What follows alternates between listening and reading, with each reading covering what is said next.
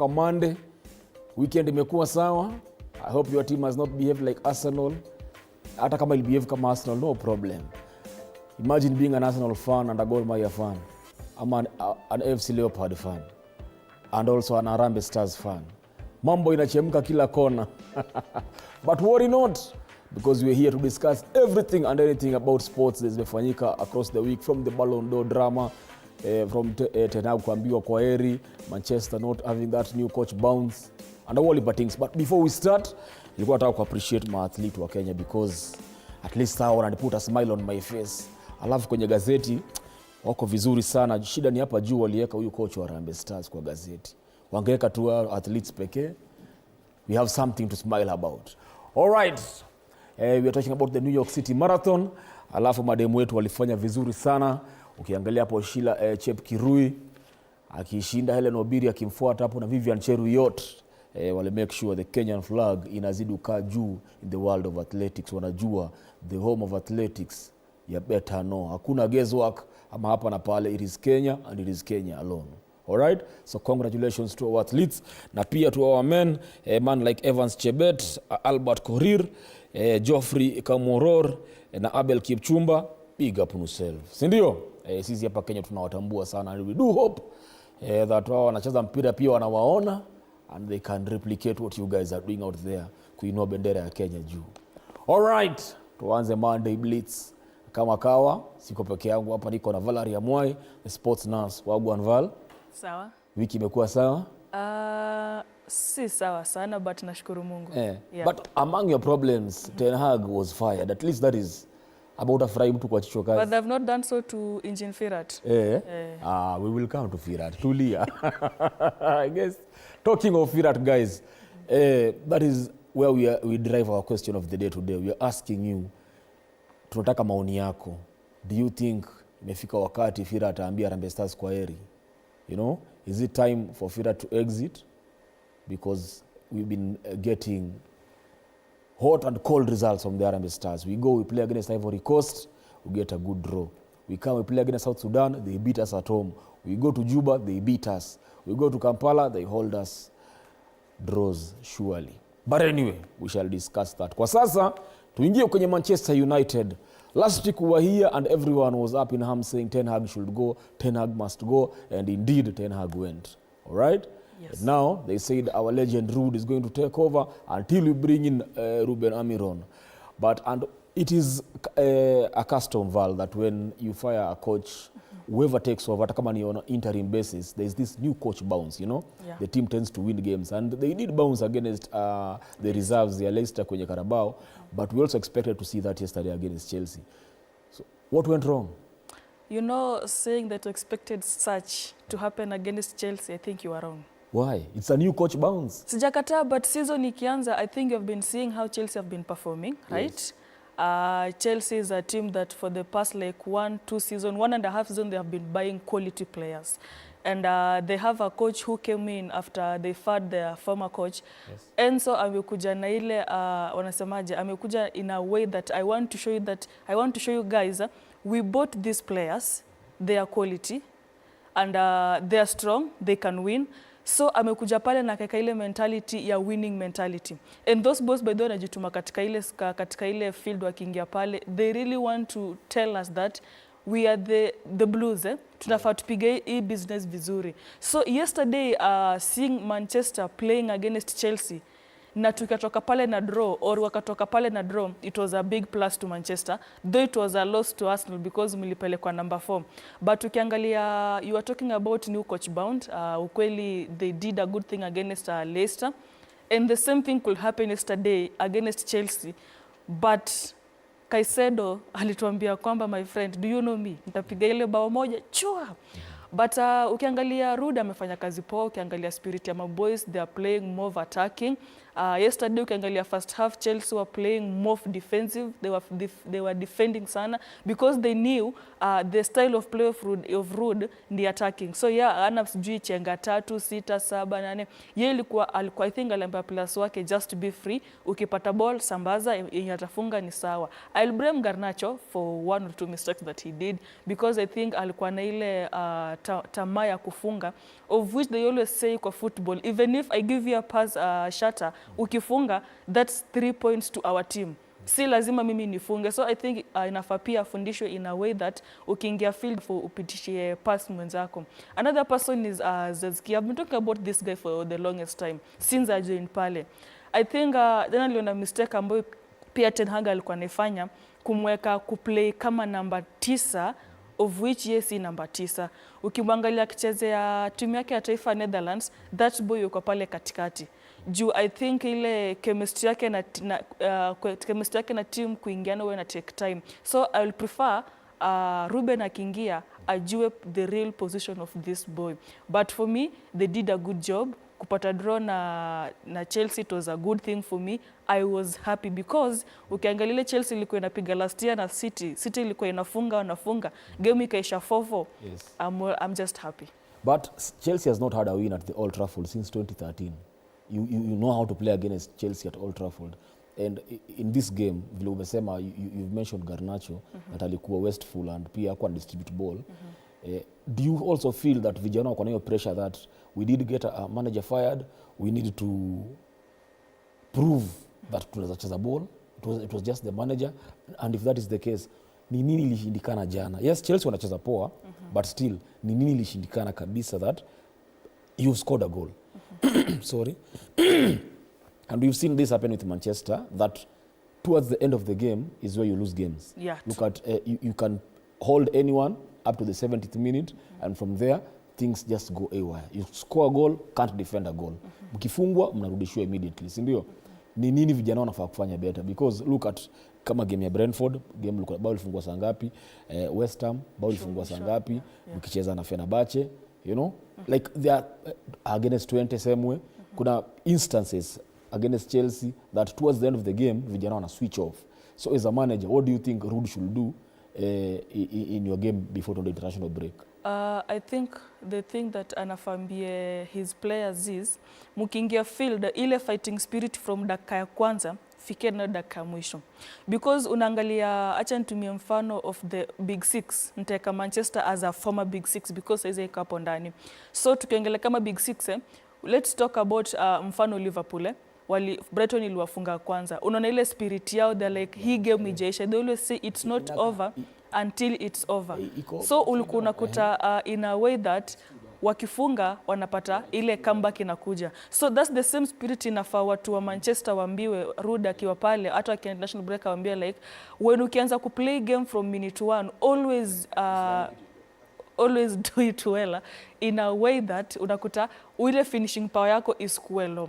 Na pia at times I always say some changes pia zina make some blunders, because ukiangalia jana Rashford was really doing a good job. I don't know why walim substitute. Holland was really doing a good job. I don't know why walim substitute. So even at times I used to blame Ten Hag with his substitutions zenye zilikuwa zineka game kwa blunder, but pia jana nimeona kiasi Ruud akifanya ile substitution alafu ile ambayo iliwanika kidogo. But talking about Chelsea pia, Chelsea is a team yenye kona team spirit, ile combination yao, like they have a good chemistry, because that ile boy yenye ilifunga nye KCSE aliscore, if you look it very well, nani alikuwa ameenda like kulikuwa na defenders kama 3 hapa mbele, but KCSE alikuwa anabahatisha ile bahati nasibu, and it was a good goal. So the thing that inafaruda ambia vijana wake is mkiingia game from dakika ya 0, ile na count 0.00 seconds hadi dakika 90, na zile added minutes kama ni 7 ikuwe 90 plus 7, 90 plus 8.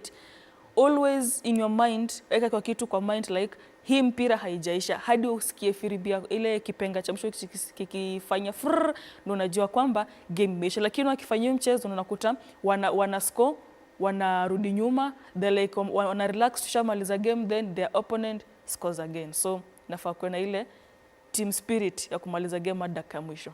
Amazing.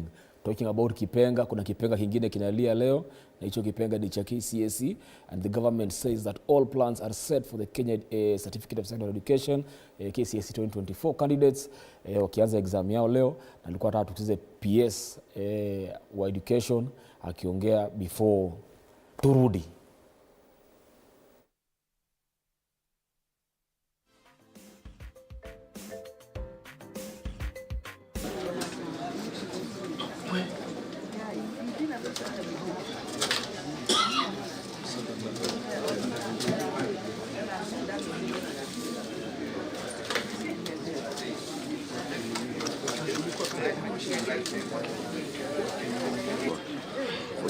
Naingiza kamera sana.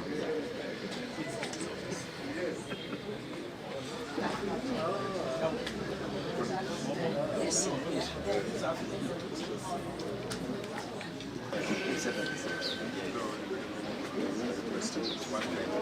The place to be, the best team that we work together, and even when we come to the trying to trust in him to lead us and to help us, and also to commit everything to him. Why? Because the Bible says that man can do nothing.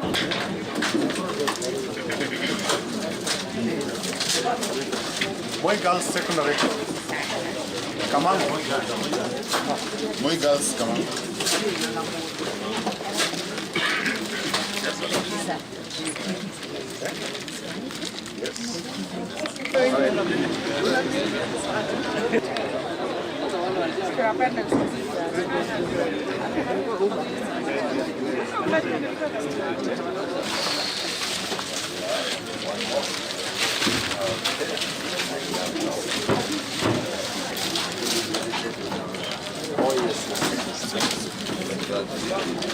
I'll come back. Last guns.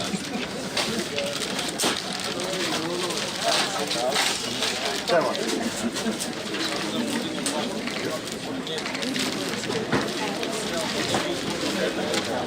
Kidogo tu.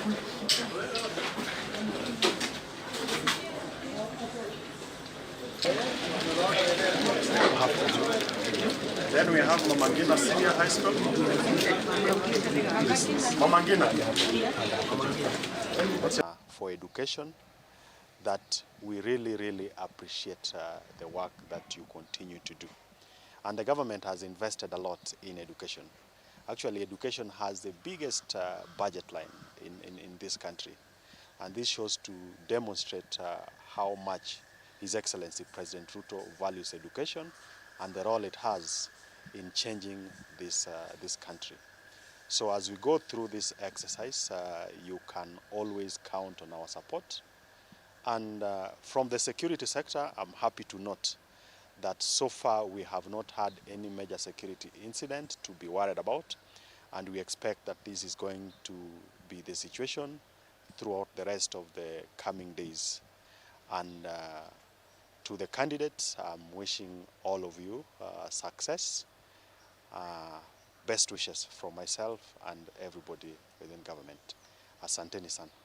Thank you. And as you are aware, we have been undertaking this process.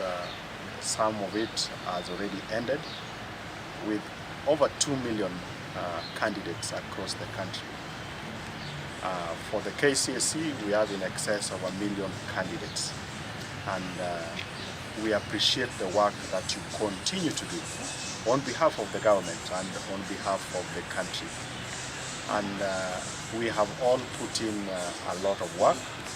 The students have done their best, the parents have supported the students, the teachers have done a lot of work over the last 4 years. Our security agencies. All right. Wacha sasa tu link up na reporter wetu Arno Dida, tuambie pia yeye kuko aje huko.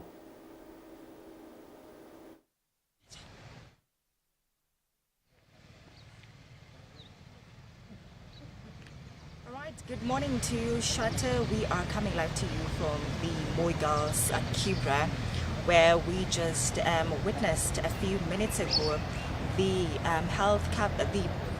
Education Cabinet Secretary, that is Julius Migos, who presided over the start of the large candidature papers for KCSE.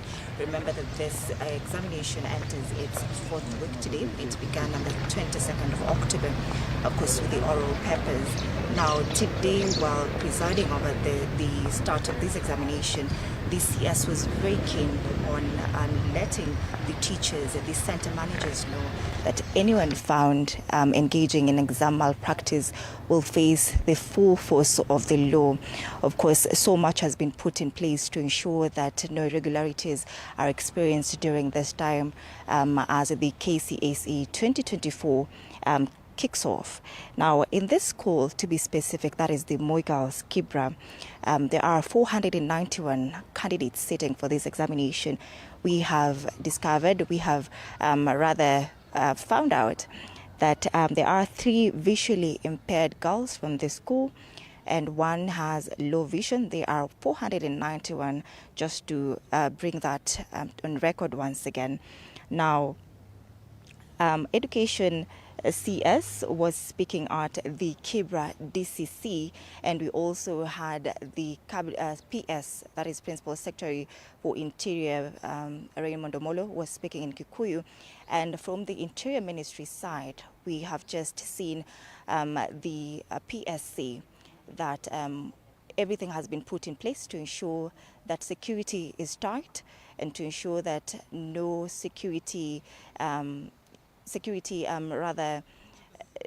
hitches are being witnessed during this exam period. And according to Raymond Omolo, so far so good. There's no cause for alarm. The exam is going on well as is expected. Now, during this examination period, all containers will be opened at 7 a.m. every day, and mobile devices will be locked during the examination time.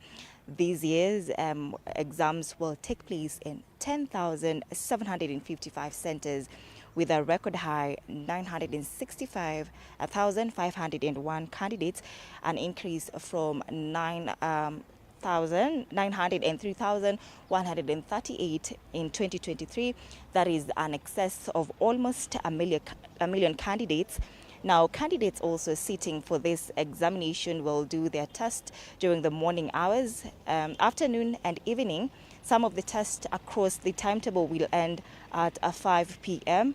There is a difference, of course, compared to past KCSE timetables. And just to also bring you up to speed with that, unlike timetables in the past years, 2024 KCSE candidates will have a 2.5-hour break after completing the first paper, that is between 10:30 and 2 p.m. This means that the second exam will stretch into the evening hours. Now, in the past years, candidates had a 30-minute break after completing the first exam. Therefore, the second exam began at around 11 a.m. and ended at around 1:30 p.m. or 2 p.m., right about there, depending on the type of paper. While the new timing was also adopted in the 2023 KCSE exams, the adoption of the same in the 2024 KCSE exams will indicate that it could be expected to set the precedence for the coming KCSE papers. Students sitting for this 2024 KCSE exam papers will have their papers customized, and that candidates also found breaking the rules will take personal responsibility. This is a measure that has been put in place to ensure that there are no exam malpractices being witnessed during this exam period. Their names, index numbers, and other personal details will also be printed on the papers. Therefore, of course, from the NEC, the Kenya National Examination Council, and the Ministry of Education, they are expecting to see a seamless examination period because of these rules that have been put in place. Therefore, individual candidates will be punished if found engaging in any exam malpractice, and not an entire school, as maybe had been the case in those previous examination centers. Also, just to note, as I wind up, the Teacher Service Commission this year in September also updated its criteria for the selection of center managers, supervisors, and invigilators for the national examinations. So far, so good. The examination is on. It started at around 8:20 a.m., where the bell rang here at Moi Girls Kibra, to be specific. So we are keeping in touch. We're just manning the area to see what happens, and we'll be sure to keep our viewers up to speed with everything taking center stage in regards to the 2024 Kenya Certificate of Secondary Education. Back to you in studio, Shatta. All right. Thank you very much, Anne. And we do wish all the candidates success in their exams. Najua umeongea hapo nikaanza kujikumbusha when I was sitting for my exams and the jitters I had and the butterflies. But again, I remember one of my teachers told me, hauna haja ya kustuka. There's nothing new they are going to ask you that we have not taught you. So we do wish what a success in these exams. Let's take a small break. Tukirudi, Vala kwa hapa ataka kutuambia vile Man City can still bounce from getting 2 defeats back to back in all competitions. Stay tuned. Monday Blitz, TV47. Right back.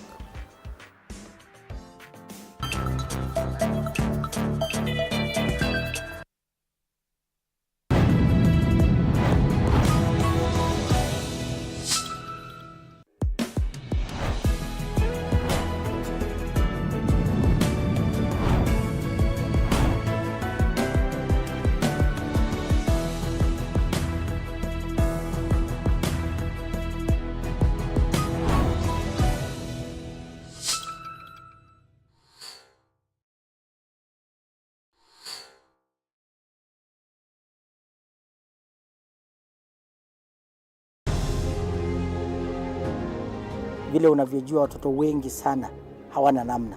Mimi ningependelea watoto wasome. I'm here to stress on education.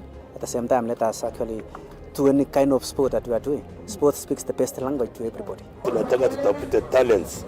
Zile raw talents kutoka kule nyumbani mashinani mahali tuko leo. Hizi mbio za Chepsaita like all other sports zinaleta watu pamoja. We want to use this event to uplift the lives of the community. Anafurahia hii mchezo sana. Hata sikaange naambianga watu tuende Chepsaita. Wanafunzi wakimbie ili wakuze talanta ya mbio ama kuhimiza tena elimu. This is the place to be. Hapa ndipo mahali wanastahili kuwa tarehe 7. Wale watoto walikimbia last year wamekimbia mpaka wamefuka mipaka zetu za Kenya.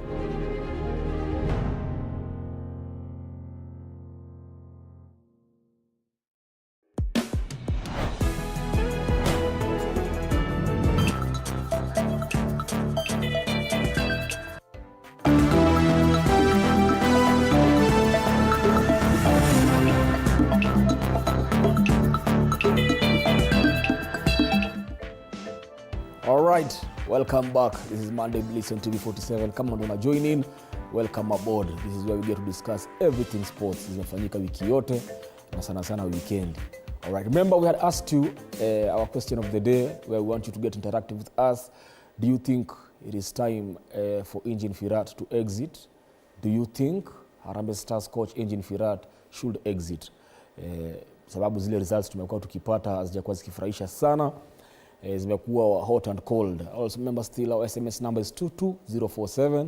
Ama unajiachilia ama kwenye hashtag Monday Blitz Morning Cafe. Jiachilia pale kwenye X ama kwenye Facebook sema TV47KE. Tunapita na feedback yako before tumalizie show. Do you think Engin Firat should exit the Harambee Stars coach? Acha turudi hapa kwenye Valerie. Before we get to Engin Firat, because I know you have a lot to say. Let us finish up with Manchester United. Now, Ten Hag left. A new coach has been announced. Do you believe that Ruben was the best fit to take over from Ten Hag? According to the situation, yes. Because the one I was wishing he could come there, it was Xavi. But you wanted Xavi? But sasa, story kakwa blanda. But ukiangalia pia history ya Ruben, sio ile mbaya. And I think akikuja pale, he has the young talents. Anaweza mkanao vizuri, then ikuwe kitu sawa. All right. Yeah. Let us see. But it should be remembered that there have been managers, they are great managers like Mourinho. But we have not hired a young manager, a young. Okay, Ole wasn't that old, but it's true. This will be the youngest manager Manchester has ever employed. Let us see kama atalink up na vijana ama watakuwa pia vichwa kwa. But we maliza just not tamaliza top 10. Tamaliza top 10. That's the threshold. Top 10. Not European slots from number 6. God knows. Yeah. All right, let us talk about Man City because since tumeongelea KCSE hapo, Man City also seem to be undergoing some sort of a test, you know. Yeah. I don't remember the time Man City lost 2 games back to back in all competitions. They lost to Tottenham at the Carabao, and they were beaten comprehensively and convincingly by Bournemouth. Wasn't a fluke. Like, Bournemouth was the better team in the entire 90 minutes in that game. What do you think is happening with Man City? First thing, you should know that around almost first 11 of Manchester City, they're injured. Apart from, is it this? Haaland Haaland playing, they have their goalkeeper, they have the Vardiol. Yes. Then Haaland. I think ando wenye wako. But then ukiangalia the game against Bournemouth, I think, I don't know how to explain it, yes. But tangu Rodri apate injury, I think there is a problem. Calvin Phillips ameshindwa kuingia hii position yake. And you look at Manchester City still, there is a problem with the defensive side. I think they're supposed to look for a good DM, that's a defensive midfielder. Then they should overload the midfield because at the moment the midfield is not that compact and strong. So after doing that, I think they'll be good to go. Then by the time we are coming back in January, so nongela January hapo, they should look for a DM and some midfielders attacking, both attacking and defensive, because striking force they're okay. I think the problem is only about defense, mostly defensive and attacking midfielders. Then there is something that Pep should do, because I think kila coach ashajua tactics zake, formation, venye anacheza. So I think inafaa afike mahali pia, he should think ahead, think of something new, because akiendelea the same trend, something bad will happen to him. But being beaten 2 consecutive days, I think 2 consecutive games, it's a plus and a minus to him, because ukiangalia game ya Tottenham venye walikuwa napigwa, alikuwa anacheka kwa bench na Haaland, they were just laughing. So I think pia anajaribu kufanya ile kitu ya kupunguza hiyo games mob, hiyo fatigue. Juu ukiangalia saizi squad yao haiko sana, then injuries pia ziko, but losing a game against Bournemouth, I didn't expect that, by the way. I didn't expect that. Though niliona venye I saw Savinho ako na injury, and niko on the other side, that's number 11, Doku has an injury. I was like, no, hawa wamekufa. But Bournemouth is a good team. Ukiangalia ile team ambayo Espino Santos pia mamua kuichukua pale, and I make kukua beast in a way that anajua big teams is not a big deal to them. So they are beating them. Wanakuja, wanakuvuruga na kumaliza. But City inafaa kuwe makini sana kwa signings za January. Yeah. Well, mimi sidhani City wanafaa kusign na wanafaa wabaniwe kusign mpaka ile kesi yao ya 115 charges iishe. City should not sign. I think we should just stay as they are. They still have depth, you know, but, because you know, still at ile team walifield against Bournemouth, that is a team that can beat any other team in the Premier League. But no, the problem look is like a weak it's not a weak team, but the problem is they are used to first 11 yao, wanajua first 11 tunaingia hivi na hivi. So by the time the second, tuseme kama team B inaingiana in a way that inafaa wapiga ile ball yenye Pep amezoea kupigisha first 11, inakuwa tricky kwao.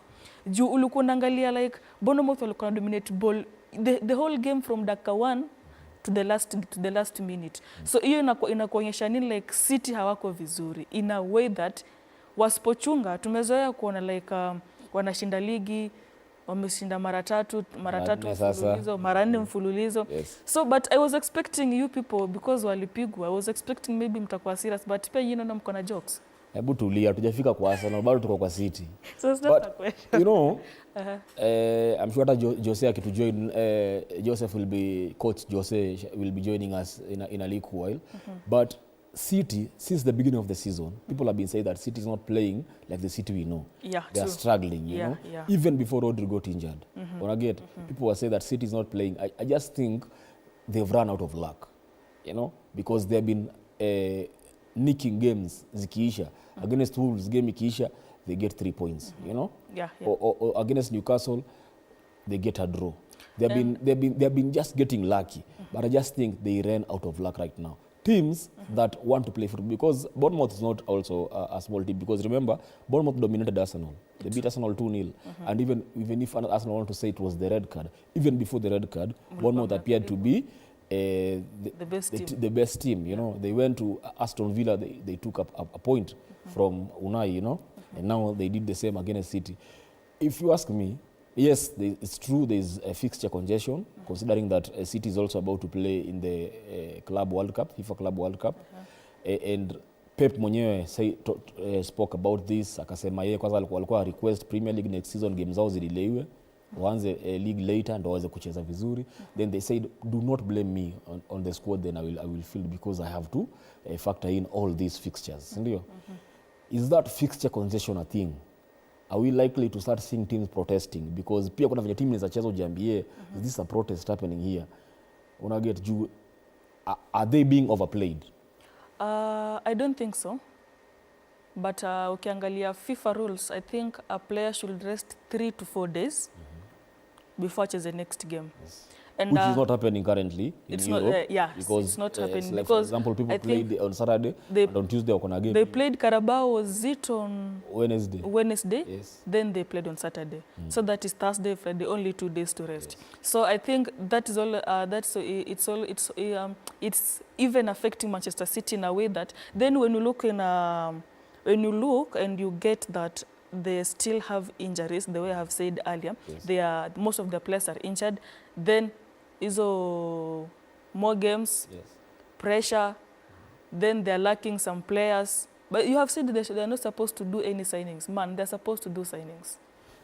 Let us go to a team that really needs signings, and that team is Arsenal.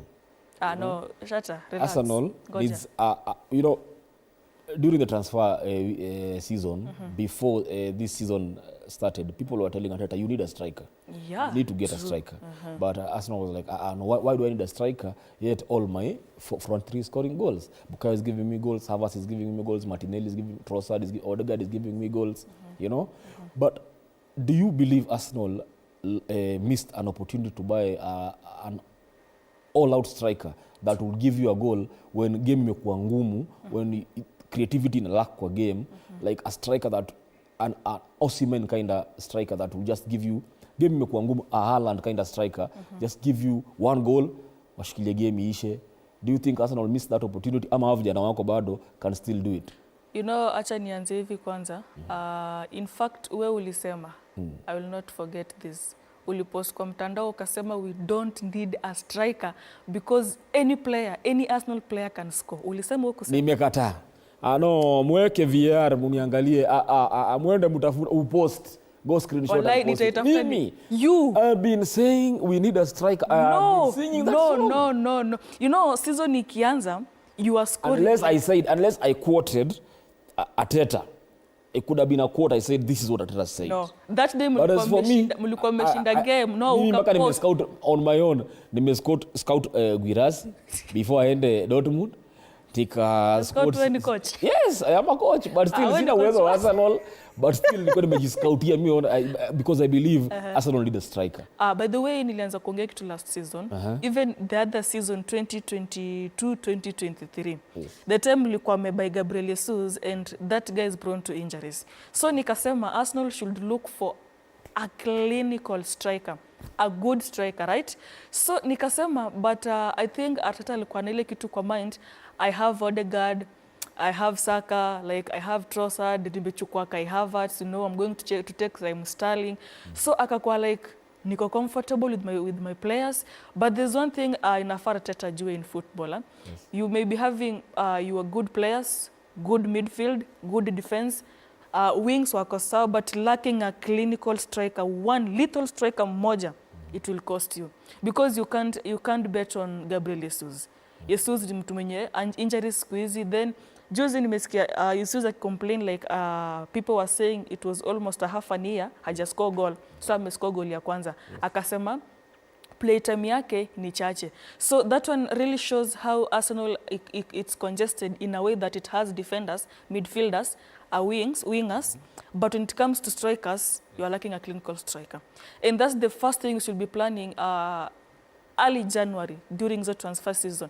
Just look for one striker, one big striker, one. Then mtakuwa sawa. But pia siwezi blame pia striking force because pia ukiangalia kuna ile shida ya nini? Kuna ile shida ya injuries pia zimewasumbua. Kuna ile unapata msee anaenda injury, anarudi, hajakaa vizuri, injury amerudi, ameenda. So inakuwa a bit pia tricky kufanya nini kubalance your side. So ni injuries zinawaumiza. Arteta pia inafaa kuwa blamed because they always say as a coach you're supposed kusoma game. Huwa anasema you know your game management venye inaenda game flow. So pia Arteta in a way should know game yake ina flow aje. Akiona like kuna ile mid iko congested, yes, the mid is good, is doing a good work, a good job, but anaangalia the offloads maybe, hizo overloads za kutumia wings. Like as a coach, you know when your game is flowing, when it's not flowing, what you're supposed to do. And I blame coach plus players. Players wa mnaambiwa, the time nilikuwa nikiplay tulikuwa tunaambiwa, ukiona ile kitu mwambiwa na coach hai work out, ongeeni wenyewe kwa wenyewe chini ya maji, change it. So Arsenal yote penye mko na blanda nafaa mjiamshe vizuri. All right. But mduno striker kitu ya kwanza. Okay. Coach Joseph Kuria aka Arsenal Damu has joined us because amesikia Vala akiongea akasema guys it's time out gotta come in. Okay, a substitute. Karibu sana coaches. Thank you so much. Uko poa? Apologies mwanzo, kuchelewa kidogo. Okay. Lakini inaeleweka, watu wa Arsenal najua kidogo mmekuwa na wasiwasi, hamtaki kuongea, kuonekana mnajificha. Lakini leo hujavaa jezi. Nimeona umekaliwa kidogo, wacha nikusaidie. What do you think went wrong in that Newcastle game? I think everything went wrong. Kuanzia mwanzo kabisa, domination Newcastle walidominate. Hata formation yao, movement yao wakiwa na ball na against the ball. I mean wakiwa na ball na hawana ball. Ilikuwa yani transitioning yao ilikuwa too perfect. So I think to my opinion hiyo game yenyewe tulilemewa roho safi. And kuna sijui Arteta anajaribu nini. This is the second time ameanzisha Partey defense. Sijui kama anataka tu kuweka Merino kwa squad ama ni nini. So kama kijana wa nyumbani lazima achezeshwe. At this point I think hapo alimess kidogo. Wacha tu arudishe Partey pale katikati, Merino akae bench, tutajua huko nyuma atafanya. We can play with 3D. No, still actually Ben White aliingia kwa game meaning he was fit to play. So kama Ben White ako fit, mbona unaanza na Partey huko nyuma? Wacha Merino kae nje. Actually, what's the reason of moving your best performing midfielder? Because this season we have not seen Declan Rice, ule wala season. You know, Merino hasn't clicked properly with Arsenal. We know he can play football, but we haven't seen him playing to the levels of Arsenal. It feels like he's a bit slow. The best performing midfielder currently in Arsenal is Thomas Partey. You know, because he's managed to stay out of injury and he's managed to stay fit and he's really serving the club. Then why move your best performing player to aenda acheze kama defender yet inawaka kicheza kwa namba yake? You remember last week on Monday, on the same show, I think Arteta is trying to juu ya workload ya players, anajaribu kuleta ka formation kengine, but since game ya kwanza haiku work out, wachana nayo sasa. Wacha turudi tu formation yetu, tucheze hivyo. Umesema ana complicate Lingala. And then my question is when you are lacking Martin Odegaard, why bench Ethan Nwaneri? Well, with the way he played game in Newcastle, when Ethan came in, yes, we did see that actually Arteta is protecting this boy by not playing him because he didn't have that impact that we expected him to have kwa game kubwa kama hii. But maybe he's not yet ready. Uliona Nwaneri akicheza kwa against Preston Carabao. Yes. Movement yake ilikuwa tu sawa. So I think it's time. Unajua Carabao na ligi are two different things. But let me tell you one thing, ukianza kumweka first 11 ataingia ile game vizuri. So I think because you're lacking Odegaard, mwangeanzisha kijana pale mahali atashika ile rhythm. Ngoja tuko na kola kutoka Kitui, wacha tusikie kama maoni yake ni same na yenyu. Simon. Yes. Morning. Uko Maria gani kwa Kitui? Kitui kwa Siata. Kuzioko man. Davie niambie maoni yako. Leaje. Poa sana. Una support team gani EPL? Mimi ni wa Chelsea bana. Wewe ni wa Chelsea? Mlipatana na mnyonge jana, hana hadi coach. Mbona mlishindwa kupiga mnyonge hana hata coach? Lakini tulijaribu. Uliponea? waliponea. Sasa nataka kuongelea game ya Arsenal. Okay. Nini ilifanyika? Unajua uliambiwa na Rocho. Hii game hii hakuna mahali mnaenda, sijui ukaanza kusema ukaanza nini. Naona ukiangalia mambo ya red card ndio mko juu, mambo ya yellow ndio mko juu. Naona kimeanza kuharaba sai. Hapo kwa yellow umetuonea. Yellow ni Chelsea iko juu. Chelsea iko na yellow card sijui 38. Na mnafuata. Lakini mambo yenu sai sioni kama kuna mahali mnaanza enda. Na una feel ni injuries Arsenal iko nazo mingi ama tu ni kusomwa imesomwa Arsenal?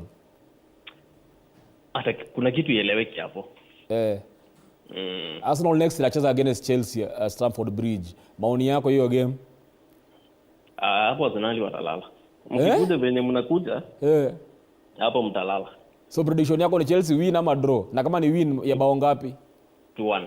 2-1. Yeah. All right. Poa. Na hapa Kenya tuko na coach, watu tunaulizana kama huyu coach wa Harambee Stars aende ama akae. Maoni yako? Huyu aende bana. Hata afadhali achukue coach huyu wa ladies akuwe coach wa maboys. Wapatie Beldin kazi? Achukue kazi.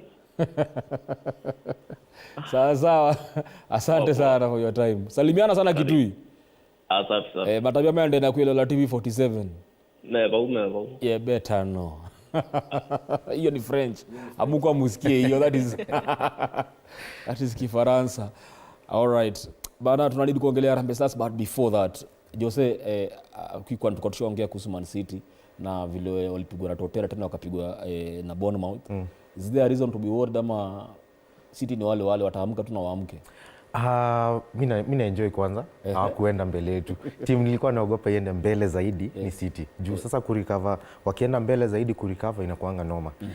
But hata Monday tuliongea tu City. Hii sio City. Unajua tumezoea City na kupiga bao 3, na kupiga bao 4. Ikikuja chini sana ni bao 2 na bado wamedominate. Hapa tunaona City wanaanza kushinda 1-0, 2-1, dakika za mwisho ndio wanafunga. Hii game walikaliwa. Bournemouth it's not an easy team. Remember walitukazia pia sisi. Sasa hizo wamekazia City. So I think Bournemouth wako fiti, but City pia sio hii City ya kitambo.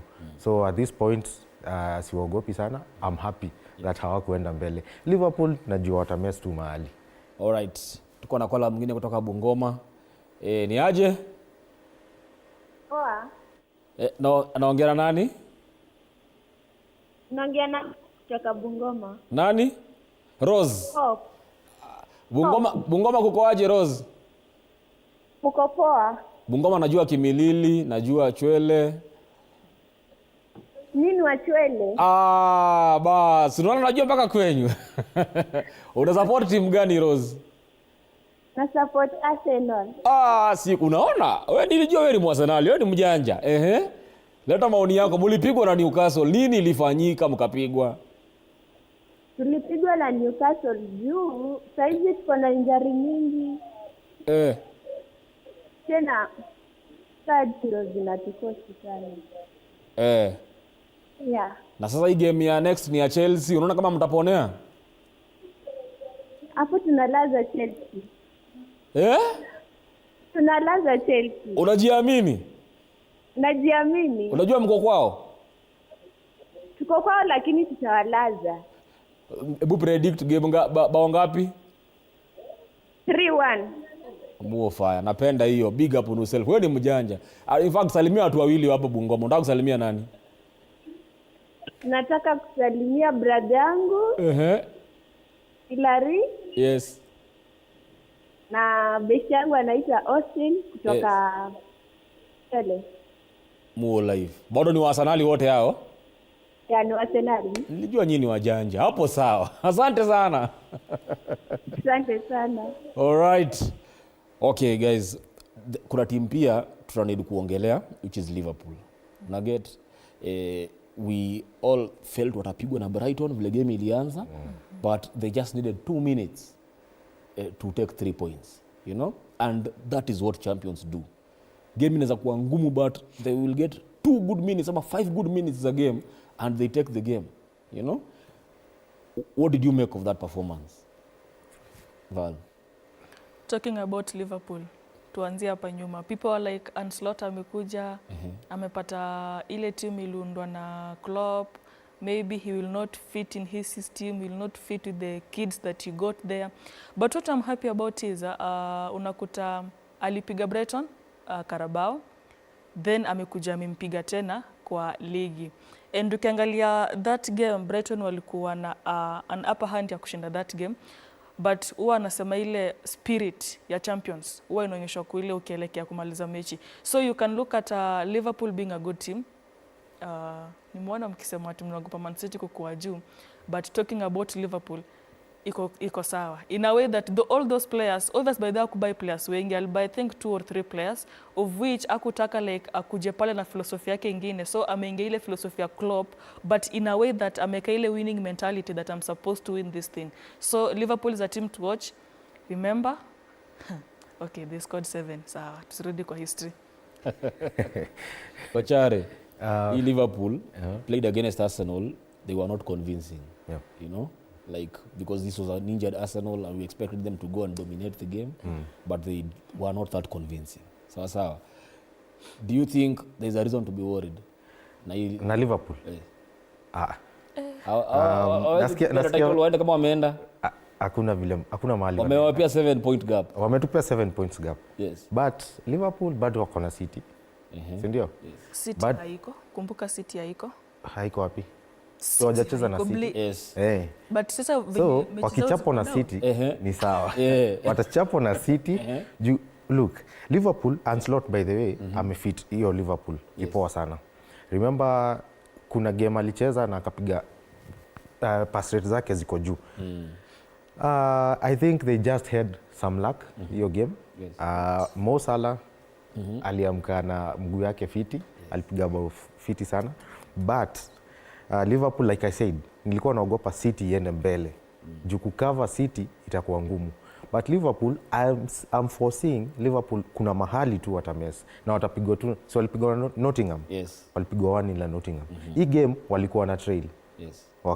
Wakakomboa. So Liverpool, it's not convincing that wanaenda wakiendaga. Kuna mahali tu, there is a team that will stop them. Yes. We need to take a break.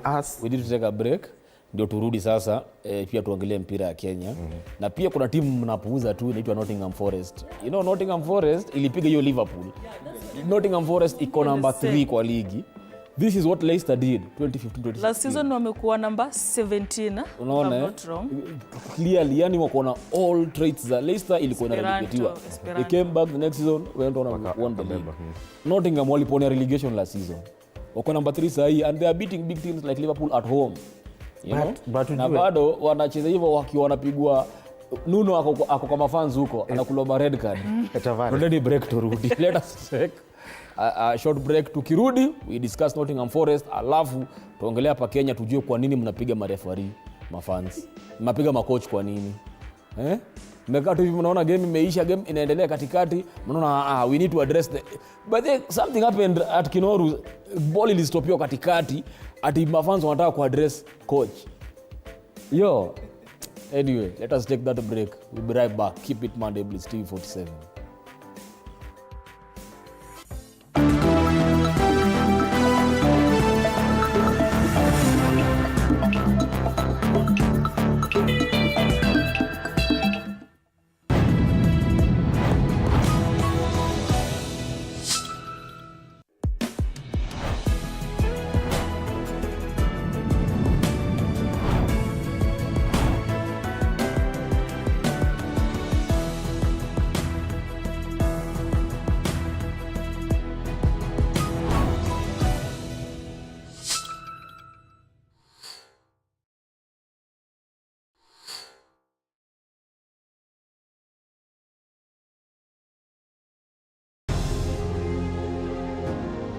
Vile unavyojua watoto wengi sana hawana namna.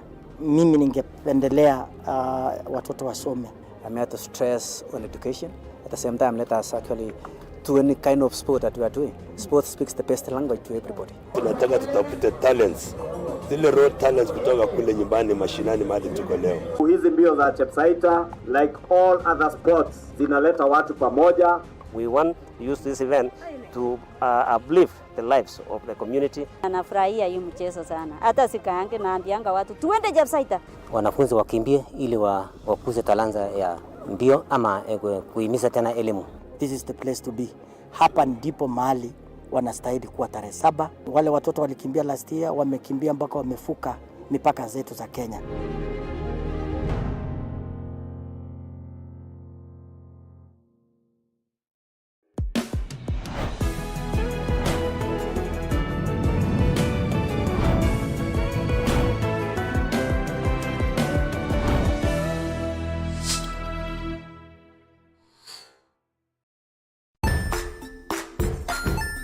Hey there friends, welcome to Kids on the Block, where fun and imagination come alive.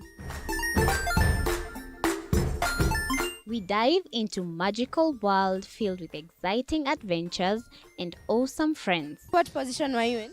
I was number 2. What position were you? Number 1. He decided to cross the bridge by his house and look for food on the other side. We're going to do half cup of chocolate chips.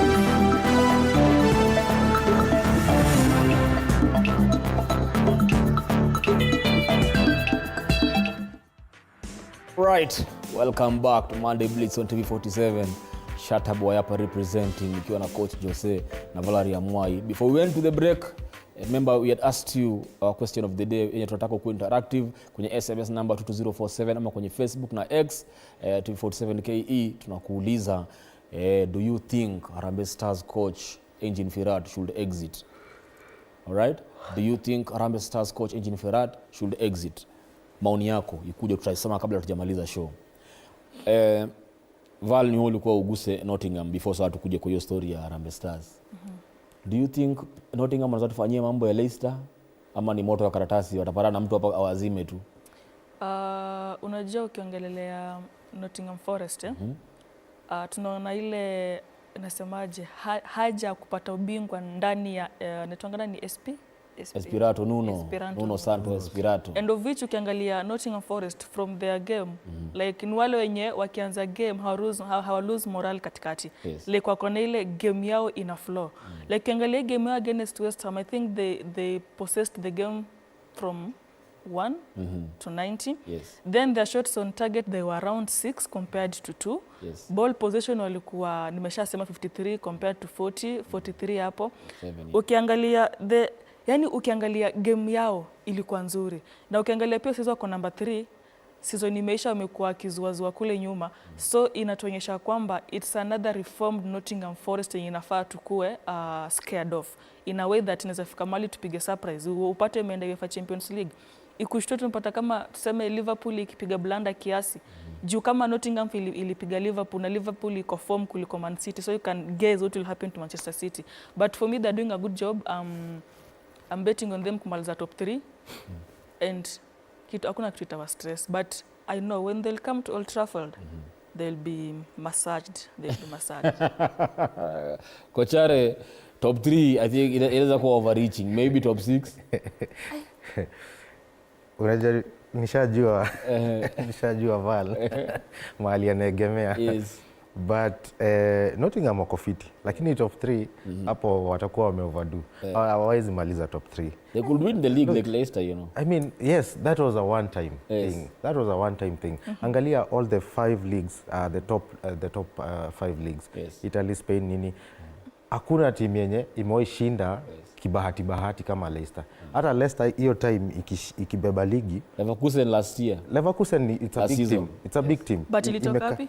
No, Leverkusen ilikuwa down. It's a big team. No, but in Germany.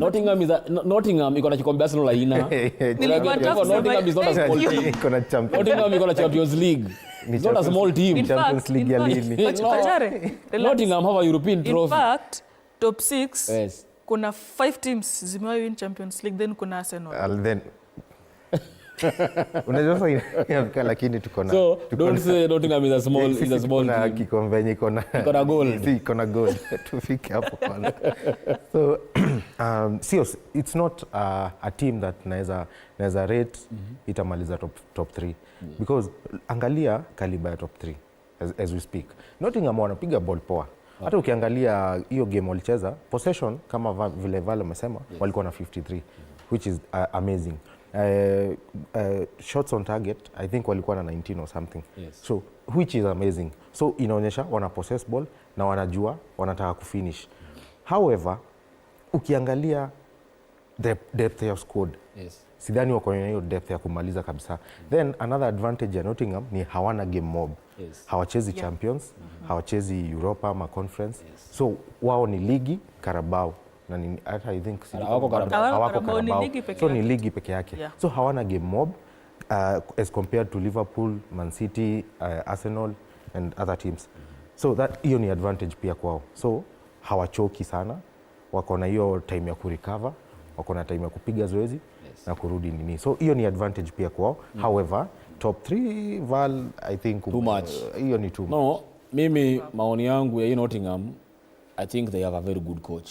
We also what Nuno was doing with Wolves. Yes, and hata vile alienda Tottenham ile alipata tu okay, Tottenham is a perennial loser. You cannot blame the coach. Let us come home. Kuna kitu imekuwa ikifanyika kwa scene ya Kenya ya ball. All right? Gor Mahia wamecheza game against Seals. Seals walikuwa wamewatroll wiki mzima akiwaambia hakuna kupostpone game. Okay? And Seals got a point from Gor Mahia. Game ina 2-2 pale Macha. All right? Game ikiisha watu wakaamua kumassage coach. All right? FC Leopards against Ulinzi pale Kinoru, we saw it happening after game ingwe kupigwa, si ndio watu yani unacceptable scenes have been happening across our game. So mpaka unakaa unajiuliza hii ilifanyika Macha, hii iko Kinoru, ya Shabana ilifanyika Ulinzi complex the other day, you know, tukakuja hapa tukakondemn, but it's still happening na sasa ni kama ina peak momentum now, ina cut across all teams. Si ndio? Shida iko wapi? Is it a security lapse? Ama are people so frustrated that wanaona the only way they can let out is through kuja kuleta vurugu kwa game? Ni nini nafanyika na ball ya Kenya na hooliganism?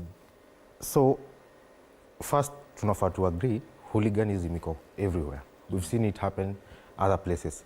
However, it's mandate ya FKF to take charge. Kwa sababu hakuna vile utaniambia you as a coach unaenda pale hauko hata safe. Ref hajui kama hii lazima peane pena juu asipopeana pena kitaumana. So I mean it's ni mandate ya FKF to make sure that one, security is available. I mean everywhere kuna police post, kuna if hakuna ita watu reinforce ita police or security agencies wa reinforce, because it's so sad kuona unataka kwenda kuenjoy game. Kuna fan amekuja honestly anakuja kuenjoy game. Kuna ref amekuja ku ref fairly. But sasa akona hiyo uoga that haizi ref fairly. So mimi naona ni FKF imelalisha na wanafaa wa take charge to make sure that our game iko nini. Wacha nikwambie Shata, kuna team za Div 1, Div 2, sub county, regional, akia Mungu wezi ukishinda home team hamtatoka study. Sasa hiyo ni nini? So unaogopa hata kuenda, unaogopa kupeleka timu yako huko juu haujui security yako iko, you are fearing for your security. So I mean FKF should stand up and take charge, because this is just unacceptable. Yeah, because also we need also to agree that nani anafaa provide security kwa game. Is it the home team? Is it the federation? Because as it is right now I believe hiyo ni inakuwa imeachiwa home team. Na bado ndo pia inafaa kulipa ref. Una get, which is also an abnormality. Okay? Tufanyeni hivi, tuochini hizo clip za vitu zimekuwa zikihappen over the weekend, alafu turudi we discuss it further.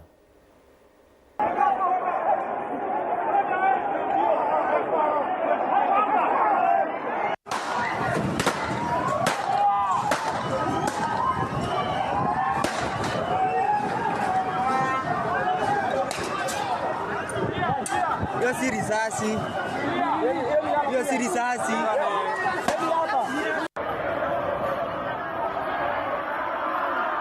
Alafu tiaga itafunguliwa tu saa hii. Twende.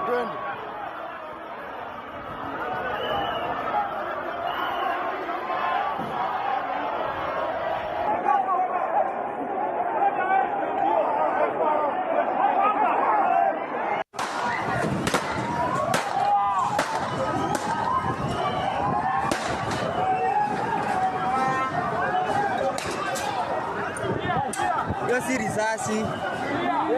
Hiyo si risasi.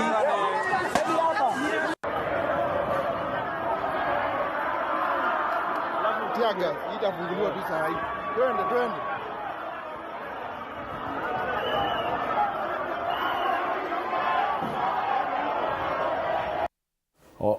Alright.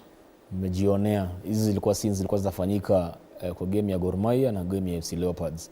Imagine wewe ni mtoto ama spouse wa coach amekuja Kenya, amewaacha huko home kwenyu. So wewe unaoje kwa news. Mnaona baba yenu alikam job. Lakini sasa ni kuvurugwa na vurugwa hivyo. Surely hii ndio job mtu wetu alienda, you know, and ni image gani ina portray ball ya Kenya huko nje? And tukianzia hapo, by the way, tunasema hata kama unaonyesha image mbaya kwenyu, but results matters. Ukiangalia table ya FKF, number 1 ni KCB, number 2 ni Mara, number 3 Kariobangi Sharks, number 4 ni Mathare. Usema hapo kwa Mathare tena. Hapo kwa Mathare. Number 4 ni Mathare. Bas. All top 4 zina coachiwa na Kenyan coaches. Yes. Then ukifuata number 5 we have FC, wenye na coachiwa na mzungu. Trucha, yes. Na ukiangalia pia number 10 Gor Mahia, ndio wako na games mob. Pia wanakochiwa na mzungu. And ukiangalia zile results ambazo zinafanya mafans wanajam, I think in their mind like mbona mnakuja hapa mnatumia our money, our resources, and yet you're not giving us results. Yes. So it's a bad thing, yes, kwa football ya Kenya. I'm sure hata maybe FIFA iliwachio kitu, but it's high time pia mafans wajifunze kukuwa na ile patience, like tuna handle kitu kivi na hivi. But hii ni njia moja ya kuonyesha federation ama zile teams za Kenya, mfano FC, Gor Mahia, zile zimechukua tuma coach wa nje ya kwamba our fans don't trust in those foreign coaches. We only trust in our homeland coaches. So it's a big thing and a big time for them to know whom to employ and whom not to employ. But for Trusha, I think mambo imemkataa. Like hata win ya kwanza against Mathare ilikuwa bahati. Ameenda hapo, unaona kama Mara Sugar anaunda post anasema like tunataka Gor Mahia because Gor Mahia ndo the father of EPL ya Kenya. They're like we want Gor Mahia. So inaonyesha like ile trust ilikuwa mbele ishaisha. So ni hivyo tu. But inafaa pia wapewe discipline kiasi. Usipo perform discipline kiasi. Val analeta perspective ya fan. You know? Yes, the fans are frustrated. Yes. Ni mamua niongea kama fan sasa. The fans are frustrated. That is the perspective of a fan. Sindio? But sasa there's a responsibility. Yes, hata wewe ukiwa mwenye club ama ukiwa federation, you understand that you're dealing with humans. Exactly. And these humans wanaweza kuwa frustrated na wanaweza misbehave, sindio? But as a federation, now you should factor in that.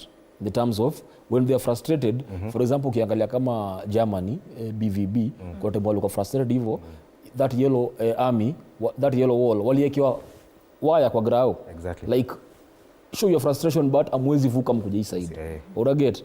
So ni stadium management ya Kenya na fail ama ni federation? Cheki. One, home team iko na responsibility ya ku make sure that the visiting team or the opponents wako safe.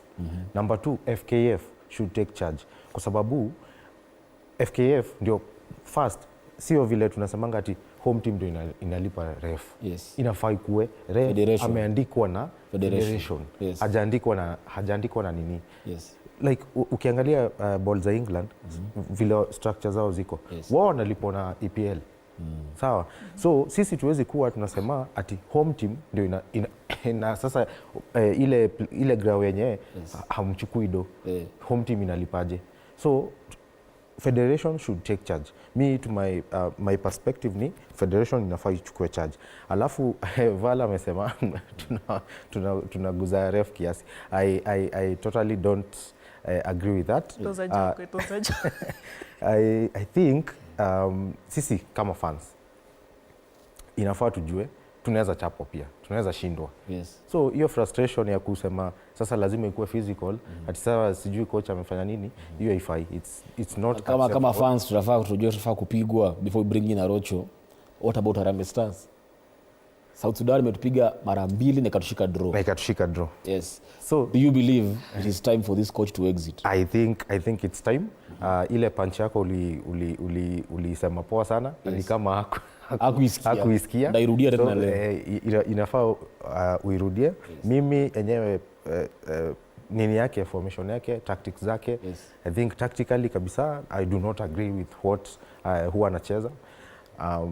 Kutuanzishia mamidi wote ni kama hatuna ma strikers ama kitu kama hiyo. Then even team yake, selection yake inakuanga ni kama based on either kujuana or something. We have very good players wenye wanacheza kwa ligi but hawako kwa Harambee Stars. What do you mean? Kwani sisi tuonagi ligi, tunaonaga ligi tunajua our players. So sitaki ku mention names because equally au wengine wenye walikuwa si ati ni wabaya. However, we have very good players that hawako kwa national team. Hawako kwa national team. Sawa. Val, nataka tuende kwa Rocho. Under 17 World Cup ya madem iliisha. I think kama Kenya tunafaa tujipige kifua tuseme hata si tulipigwa na champion like North Korea. Hatukupigwa na timu hivi. Tulipigwa na mtu alienda semi final na mtu alishinda finali. What get? So we really tried, ndio? So in 30 seconds tukimaliza ndo tuachie Rocho amalize, ndio? Your last take on Harambee Stars. Does this coach stay? Does he leave? I think he should leave. Then this an advice to the federation. Before you employ a coach, angalia history yake. Amewin games ngapi? Amekuwa akifanya nini mazuri? Don't just employ a coach because of a name. For Engine Frat, I think should be leaving. In fact, wangesema tu apitie Uganda akienda, mizigo zimfuate because anaribu football ya Kenya. It's like Kenya, ujue ukisema athletes Kenya tuko juu, football tulikuwa juu, saizi our neighbors wako juu. So that guy should just leave. All right. Hapo umeisema. Federation ya Kenya, sijui kama mnajua Ten Hag ana kazi kwa saa hii. Just saying. Just saying. Ten Hag is a free agent. Also Zidane is a free agent. Just saying. Anyway guys, as we have said, Arocho amekuwa huko Dominica akifuatilia FIFA World Cup ya under 17 ya madem na ametuandalia story moja. Mo Fire aliongea na mafans before finali ipigwe, which Korea walishinda Spain by the way kama pena 4-3. Alright, wacha tusikilize Arocho huko vile kuko na experience yote hiyo World Cup ya under 17 ya madem. Arocho, over to you. Masuala ya Monday Blitz, Nairobi ni saa 2 asubuhi. Hapa ni mida ya saa 7 usiku. Na basi ni mechi kubwa hii, mechi kati ya timu ya taifa ya North Korea wakipiga dhidi ya Hispania. Nataka nitembee hapa ndani niweze kupata maoni ya mashabiki. Michuano hii imekuaje? Njoo nami tuandamane tujue maoni ya mashabiki. Naam, Shatta Boy, tu katika uwanja, ni finali, mechi kubwa hii. North Korea anapiga dhidi ya Hispania na kutana na mashabiki. My friend, how are you? Fine. I'm okay. My name is Fred Arocho from Kenya. TV47 Kenya. Nice to meet you, Fred. Say hi to Kenya. Hi to Kenya. Kenya, how you doing? We saw the Spain who shows a lot of skills and really good play. What do you think about the standards of this tournament? Well, it's awesome. It's the first time we are in a final from the World Cup, and we are enjoying it. You see, in the Dominican Republic, that's more common. Have you heard of Kenya? Our team was here. Yes, we lost, but we played so well. Have you heard of Kenya? Yeah, I saw them. They are playing very well, big girls, and really fast and strong. You know, this is what it worldwide means. Everybody is playing pretty well. People is learning, the girls are learning, playing pretty well. You see some goals, better than men. Shatta Boy, bado niko uwanjani hapa na nakutana na mashabiki wa timu ya taifa ya Dominican Republic ambao ndio wenyeji, walipoteza lakini bado wamefika hapa kushabikia timu ya taifa ya Hispania. Did you see Kenya play? Our team from Kenya was here. Did you see play? How was it? It's a great team. It's a great team. Yeah, it's like an evolution in the working like a team and progress one by one, in the mix of coaching the ball, creating strategies to be in progress and developing their abilities. Shatta Boy, namalizia hapa mahojiano, napata shabiki wa timu ya taifa ya Ujerumani. My friend, you're a German fan? Yeah, I'm a German fan. Oh, how long have you been a German fan? Since 2010. 2010? 2010, yeah. Okay, now in the World Cup, which team were you supporting in the Women's World Cup? Well, right now I'm supporting the USA. Why do you support USA? I like the country and I've been following their development and the players. Have you heard of Kenya? Yeah, I heard it's a beautiful place. I would like to visit there one day. Would you like to visit Kenya? Yeah, one day. Okay, tell me something. Did you watch Kenya play here? No, I didn't. I would love to, but I just arrived to this game. Okay. That marks the end of the 8th edition of the FIFA Women World Cup Under 17. The next edition will be in Morocco. Hopefully, Kenya will qualify again. For TV47, I'm Fred Arocho in Santo Domingo, Dominican Republic. More life thing. Big up on yourself, Arocho, for representing TV47, Radio 47, same way, hiyo area. Wamefeel impact ya Wakenya. Beyond kucheza ball, wamejua pia tuko na wanahabari, wanaojielewa, wanaojitambua. Big up on yourself, Arocho, siku zote. Sisi tunamalizia, na tukimalizia, kumbuka tulikuwa tumewauliza kama mna feel kochare anafaa kuondokea huyu Harambee Stars, sababu amekuwa kutupatia results hazifurahishi sana. Kama jana alienda huko akashikwa draw na South Sudan, tukicheza home game ile tulichezea away from home in Kampala. Hapa kwenye Facebook mumejiachilia, kujiachilia ni mingi. Kuna jamaa kwanza acha nianze na mtu anajiita Hakim Brian, nimeangalia kwa Valerie. We okay, mpaka mamuita tourist. You say this tourist should leave. Acheni hizo, mtu akojua buda moyo. Anyway, acha turishie wadau. Tupatane next week, same place, same time. We discuss more. Of course, Arsenal itakuwa imepiga Chelsea, itakuwa imepigwa Manchester, itakuwa imefanywa ile kitu before the international break. Tupatane next week, same place, same time. Imekuwa amazing. Monday Blitz, TV47. Sasa tunabaki hapa tuendelee na morning cafe. Usiende pale. Kitu uko allowed kufanya ni kugusa remote, uongeze volume ya TV. Sawa? Beautiful. We out.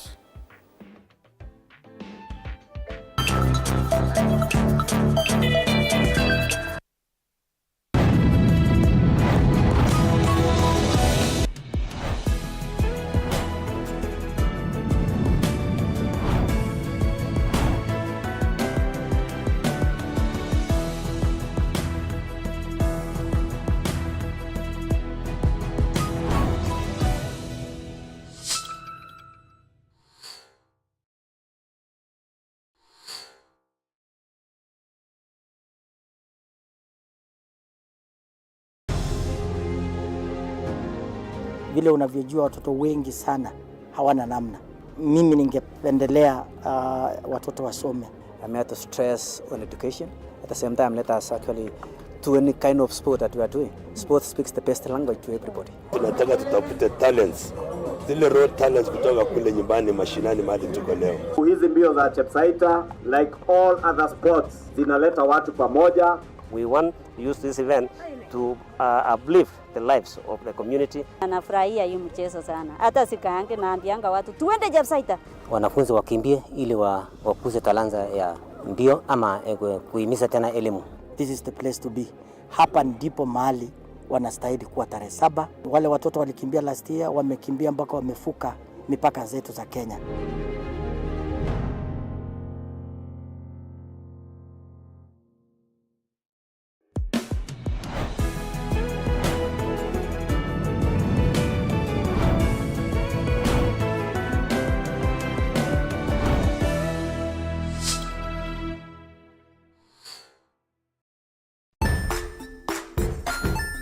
Hey there, friends. Welcome to Kids on the Block, where fun and imagination come alive.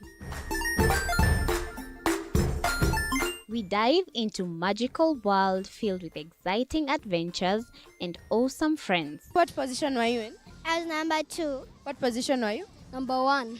He decided to cross the bridge by his house and look for food on the other side. We're going to do half cup of chocolate chips, and the other one, we're going to do half cup of the blueberries. So, grab your imagination hats and get ready to explore with us. Join us every Saturday at 9 a.m. for new friends, amazing stories, and tons of laughter.